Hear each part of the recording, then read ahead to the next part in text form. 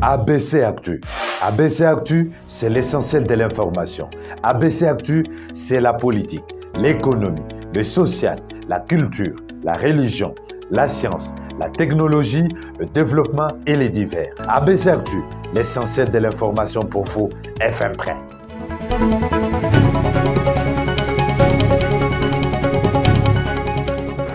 L'heure est à l'information avec ABC Actu sur ses directs à la une ce soir. Ouverture ce mardi de la deuxième session extraordinaire de la conférence de chefs d'État et de gouvernement de la communauté économique des États de l'Afrique centrale. Une session consacrée au processus de transition politique en République du Tchad. Éléments à suivre dans ce journal. Arrestation des bandits à main armée et escrocs œuvrant dans le quartier de Kinshasa. Plusieurs d'entre eux, bien connus de la population, seront déférés devant la justice pour vol, meurtre et actes de vandalisme. Éléments à suivre au cours de cette session d'information.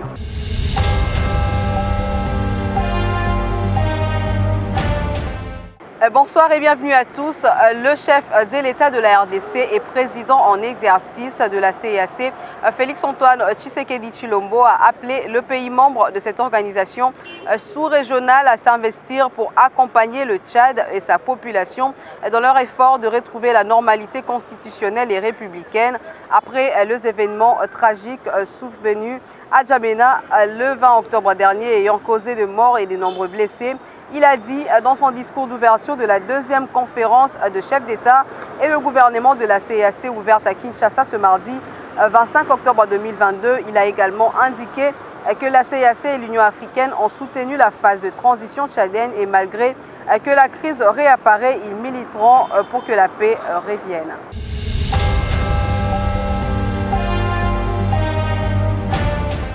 Ouverture lundi de la 8e édition de Makutano à Kinshasa. Le Premier ministre Jean-Michel Sama Lukonde a lancé un message à la population congolaise à s'approprier le programme de développement local des 145 territoires de la RDC. Regardez. Le chef du gouvernement Jean-Michel Sama Lukonde a lancé les travaux de la 8e édition du forum Makutano ce lundi 24 octobre 2022.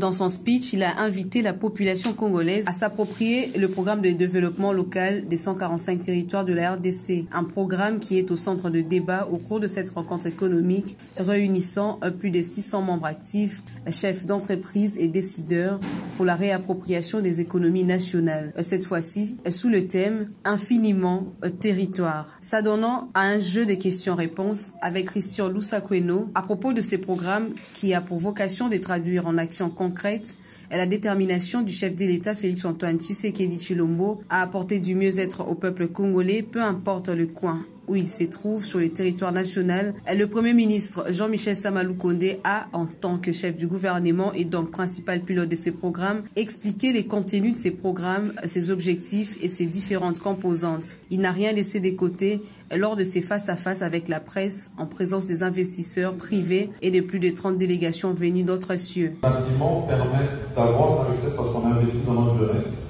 parce qu'on investit dans notre sécurité. Et demain, ces acteurs pourront participer à notre système économique. Mais là où c'est très important que je mentionne, sur l'interconnectivité des provinces, parce que diminution des zones rurales auxquelles nous assistons aujourd'hui, mais au-delà de ça, permettre justement la circulation des marchandises et encourager le secteur agricole, parce que c'est vraiment l'un de nos objectifs. Alors à côté de ça, dans les moyens qui sont mis en œuvre, il y a aussi d'autres volets. J'ai parlé de la chaîne de valeur. Nous allons accompagner plus de 174 000 ménages dans le développement agricole. On a maintenant aussi du matériel pour permettre ce développement de chaîne des valeurs. Et surtout, inciter les coopératives agricoles. Il en a également profité pour rendre hommage au chef de l'État, initiateur de ce projet visant à éviter les disparités entre les villes et les milieux ruraux et faire bénéficier à la population des richesses du pays. Bien avant, la fondatrice des Makutano, Nicole Soulou, a dans son mot d'ouverture justifié les choix de ces thèmes avant de lancer un appel au secteur privé qui, selon elle, peut contribuer pour beaucoup dans le développement des entités territoriales de base. Signalant que la plénière de clôture de Makutano aura lieu à Mbujimayi, en présence du chef de l'État Félix-Antoine Tshisekedi, le jeudi 26 octobre 2022.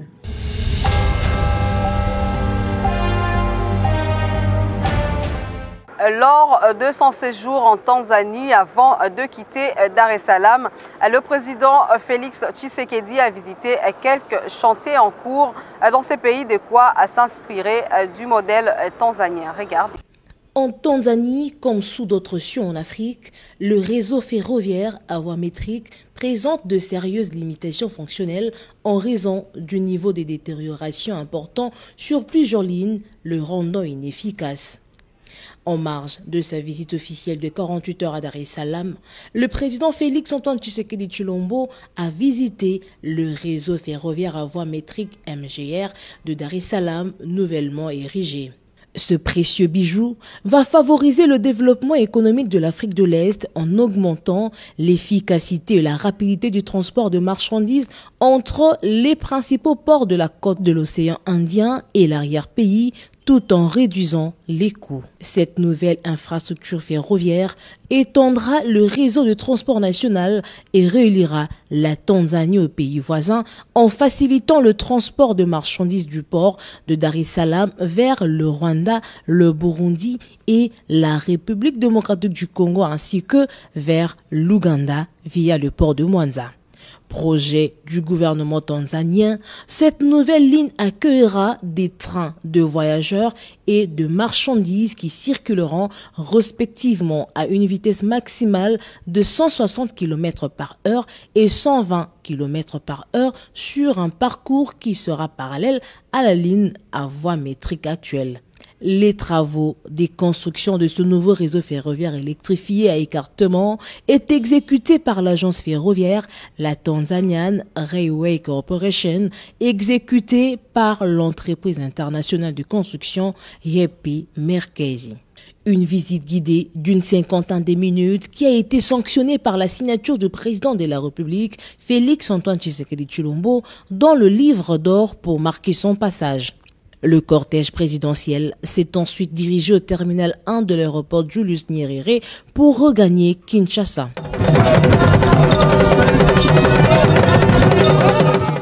Comme à l'arrivée de son homologue, la présidente tanzanienne a pris soin d'accompagner son invité de marque jusqu'au pied de l'avion. Visiblement très émus, les deux chefs d'État se sont donné un autre rendez-vous très prochainement à Kinshasa, tout comme à Dar es Salaam.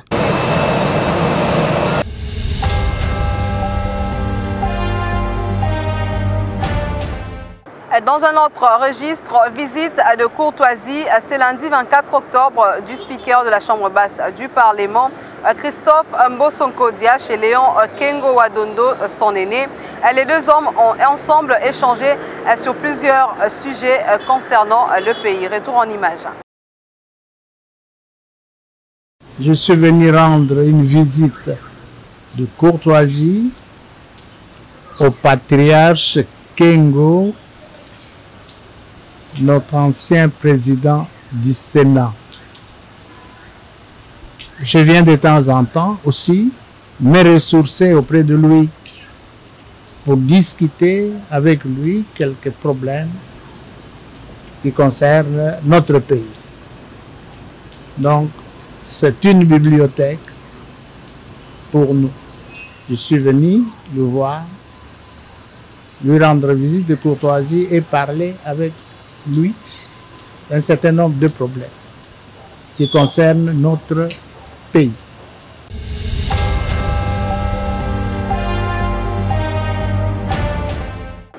Quittons à présent Kinshasa pour parler du nouveau porte-parole de FRDC qui a fait le point de l'opération contre le rebelle Tutsi rwandais du M23 le dimanche 23 octobre depuis Goma où il se trouve. On l'écoute.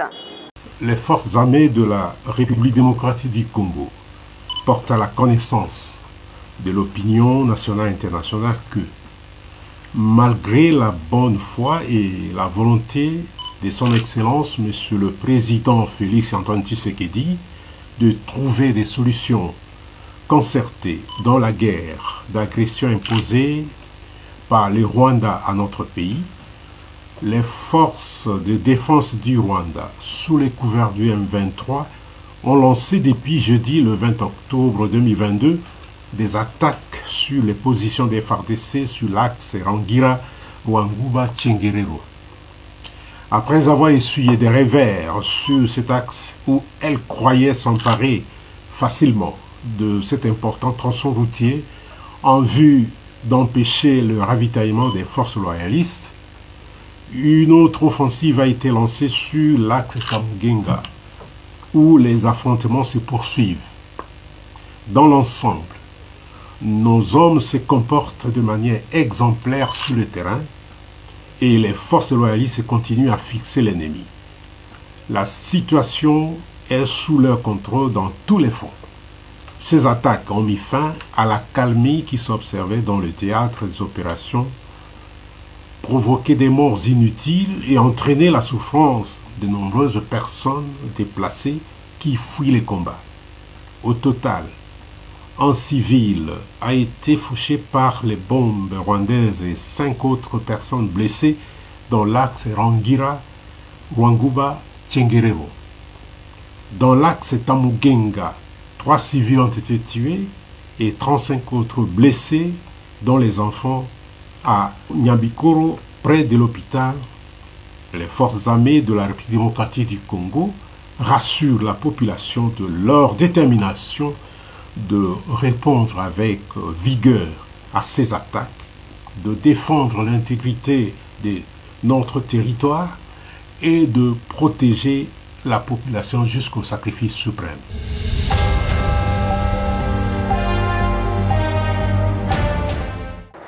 Dans la rubrique Société, arrestation et présentation de plusieurs malfrats sémant la terreur dans le quartier Matadi Kibala à Kinshasa, à des bandits opérant à l'arme blanche pour certains et faux agents de renseignement pour d'autres. Tous étaient face à Silvano Kasongo avant d'être déférés devant la justice. Plusieurs bandes de criminels sont tombés dans le filet de la police à Kinshasa. Des Kuluna aux bandits à main armée, en passant par des agents des renseignements véreux, les hommes du général Silvano Kasongo ont usé de leur professionnalisme pour stopper les actes répréhensibles de ces inciviques.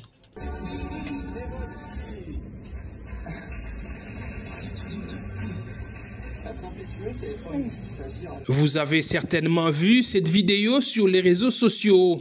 Ces jeunes délinquants ont été arrêtés par la police. Ils opèrent souvent dans les quartiers Matadi Kibala, Sebo ou comme ici à la Cité Verte avec cette Toyota RAV4 comme moyen de locomotion et aussi pour dissimuler des machettes et des arrache-clous. Lors de cette présentation au public devant le commissaire provincial de la police entouré de ses collaborateurs, les criminels Kuluna qui ont tué à coups de machette les jeunes avocats Mastaki au quartier Mouli dans la commune de Kimbantseki ont été présentés. Il a été constaté que plusieurs enfants des policiers habitant les camps s'illustrent dans la pratique du Kuluna. Les parents policiers incapables d'éduquer leurs enfants vont désormais être expulsés du camp. Mwana oyo ya policier akangami na ba comportement oyo ezo bebisa lokumu ya biso ba policier. Commissaire provincial ya police ya ville ya Kinshasa, Général Silvano Kasongo, auti kopesa mitindu pote papa na ye baye ba service eye ba kobimisa ye na camp avant na lisusu wana te. Une autre catégorie de fauteurs de troubles que les éléments du commissariat provincial de la police ont arrêtés, c'est des faux agents de renseignement. Ils se présentent comme des bureaux d'eux, mais s'illustrent dans le kidnapping des paisibles citoyens à bord d'un minibus. Leur mode opératoire, inventer une infraction, puis filmer la victime et balancer la vidéo à un membre de sa famille pour exiger une rançon avant sa libération. Ce capitaine de l'armée, lui, tracasse les gens sur le boulevard du 30 juin en se faisant passer pour un bureau 2 de la présidence de la République. Il extorque argent et autres biens de valeur à ses victimes. L'incivisme routier, même le général Silvano Kassongo en a été victime. Ce chauffeur, coupable selon la police de l'infraction des hors-gabarits routiers, transportant des marchandises en surcharge, avait cogné le véhicule du commandant de la ville en fuyant la police. Il a été arrêté. Toutes les personnes arrêtées et présentées vont être déférées à la justice afin qu'elles répondent de leurs actes.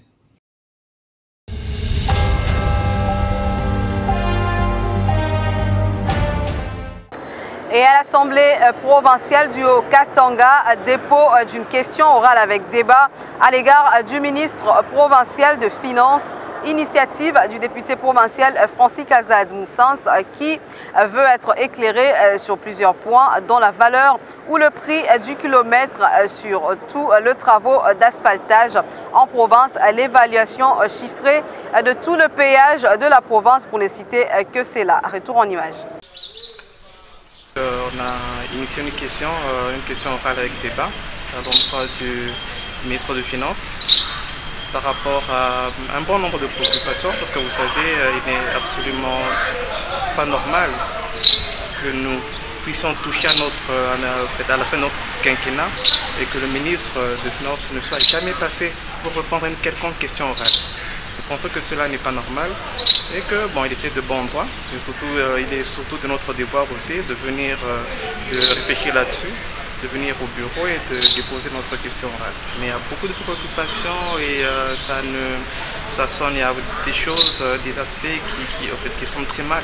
Nous sommes à la fin de l'année 2022, nous ne connaissons pas, pour exemple, la valeur d'un kilomètre d'asphalte, par exemple. Nous ne connaissons pas la valeur des services de traçage de route, par exemple. Il y a les caniveaux, il y a les travaux de caniveaux, il y a les panneaux solaires, il y a tout ça. Nous ne connaissons absolument rien. Je pense que c'est aussi le moment que le ministre de Finances puisse nous dire aussi combien on a investi dans les infrastructures par rapport à l'asphalte et par rapport à tous ces aspects connexes. Deuxièmement, nous devons savoir aussi qu'est-ce qui s'est réellement passé, connaître la manière dont le gouvernement s'est investi par rapport à Covid-19. Nous savons que le gouvernement a dépensé beaucoup d'argent, beaucoup de fonds, mais nous devons aussi avoir cette précision-là. Nous ne savons absolument rien. Il y a la grogne des fournisseurs ou des entrepreneurs qui sont en lien avec l'exécutif. Il y a une grogne dont vous n'avez pas idée et on veut savoir comment se passe le tri de factures pour justement pour honorer les factures des uns et des autres. Et vous savez, ce sont les responsables de ces firmes-là, de ces boîtes, sont des responsables qui font vivre autant de familles. Donc il y a beaucoup de préoccupations et surtout, et je peux aussi parler des péages. Aujourd'hui, quelle est l'évaluation des péages? Aujourd'hui, nous savons qu'il y a autant d'argent, qu'il y a autant d'argent qui a été géré. Bon, nous devons connaître un peu plus par rapport à tous les péages. Et enfin, peut-être parler aussi de la fameuse question épineuse de la redevance minière. À ce jour, combien le gouvernement provincial a pu avoir en main justement par rapport à la redevance? On ne l'a jamais su et je pense qu'il est temps d'avoir toutes les précisions possibles et la population a besoin d'avoir des précisions là-dessus. Voilà.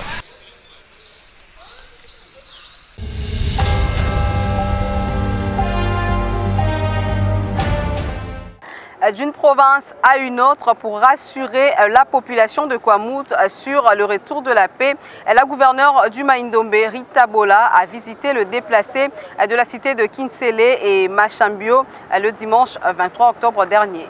Après Bandondoville, la gouverneure de la province de Maïndombe, Rita Bola, s'est rendue à Kinsele le dimanche 23 octobre 2022 avant d'arriver à Machambio pour visiter les déplacés de Kwamouth. C'était une occasion de communier avec tous ces rescapés du conflit Tekeyaka devant la foule qui était venue l'écouter. Le numéro 1 de Maïndombe a fait savoir qu'elle se battra jusqu'à ce que sa province retrouve sa paix légendaire. Mukolami bale na koti ne bale pona longwa inongo na kende tina Kwamouth na kende komona ngamo na kende koyoka eloko nini penza elekaki na Kwamouth. yango nakomaki na kwa mutu namonaki o namonaki nasukaki na kwa mutu te cité nakatiaki ti na lediba kokende komona bana nango basukaki bapota natikaki wana te nakomaki ti na masia kwa epai oyo babomaki bachef epai oyo nakende komona nga moko na miso makambo ndenge elekaki mpo napesa sango na mokonzi ya mboka l'État mokonzi ya mboka Félix Antoine Tshisekedi Tshilombo atindaki 5 ministres nationaux po ete bakende kotika biloko kuna bakende kokutana na badéplacer ya kwa mutu bazalaki kuna nalobi baotala bana na ngai sa ngai te ngai moko mpe nakende komona bango namoni esika bazali namona ndenge nini bazovivre kuna. Dans sa jubessière, Rita Bola a apporté une assistance tant financière que matérielle aux déplacés.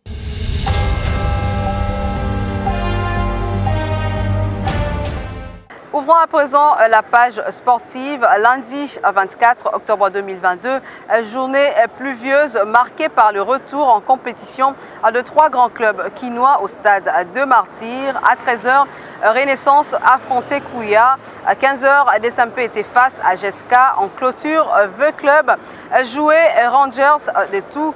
Le grand seul V Club s'imposait 1-0. DSMP a fait un nul vierge et Renaissance un but partout. Suivez donc tour à tour le réaction d'après-match à des entraîneurs de la Renaissance, DSMP et V Club. Je savais que non, la tâche ça sera très difficile pour nous parce que Kouya avait déjà eu au moins 3 matchs de suite dans la compétition. Nous, c'était notre premier match. Mais j'ai aimé dans l'ensemble, les 2 équipes s'est bien comportées sur le terrain. Il y a eu un bon jeu dans l'ensemble. Mais de notre côté, on va faire de notre mieux pour essayer un peu de régler nos failles. On n'a pas peur de l'équipe de Kouya. Vous savez, les débuts, comme vous-même vous venez de dire, les débuts étaient toujours difficiles. En perdant notre milieu du terrain, capitaine d'une claquage dans l'entrejeu, on ne s'attendait pas peut-être à faire un changement brut comme ça. C'est ça qui nous a causé aussi du tort. C'est le premier match de la saison. Il y a plusieurs joueurs qui n'ont pas encore eu le temps de jeu. Parce que nous avons joué 2 matchs de Coupe d'Afrique, mais il y a certains qui n'ont pas pu être dans ces matchs-là. Nous comprenons que les jambes sont encore un peu lourdes, mais bon, nous croyons que avec le temps, on va s'habituer et puis tout va aller au mieux. Le club a amputé de presque toute l'équipe. On n'était même pas à mesure de réunir 20 joueurs, vous avez vu, une équipe amputée d'autant de joueurs et une victoire au finish, ça fait quand même du bien puisque nous tenions à tout prix de commencer cette ligue avec au moins une victoire. Et c'est fait, une raison de plus d'être satisfait.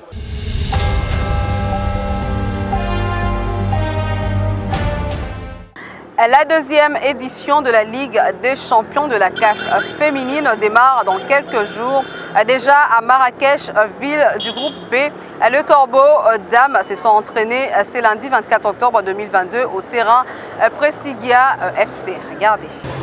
Les Corbeaux Dames affûtent les armes avant de croiser Wadi Degla le dimanche prochain au Grand Stade de Marrakech. Sous la conduite du staff technique, cette séance du jour était axée sur la vitesse de manière technico-tactique, le circuit technique, l'opposition et renversement du jeu pour asseoir la cohésion.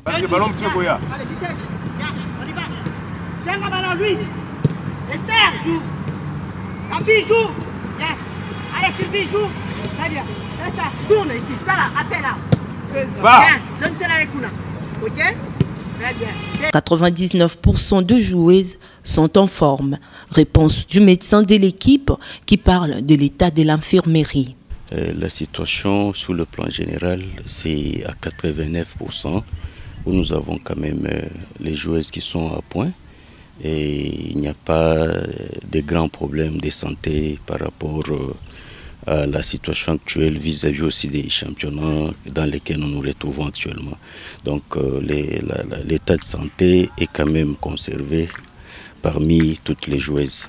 Mavakala, il avait connu un cas de fracture depuis nos matchs amicaux qu'on est en train de jouer et du côté du terrain Joli City. Et actuellement, maintenant, elle est dans cette séance-là de rééducation pour qu'on voie dans quelles conditions elle va reprendre le chemin les terrains en question. Rose, elle est aussi dans cette séance-là de rééducation. Elle est en train de recevoir un peu les petits soins comme ça pour qu'elle reprenne aussi le terrain. Cet entraînement a eu lieu au terrain synthétique du centre de formation de jeunes Prestigia Football Club, construit par le Paris Saint-Germain.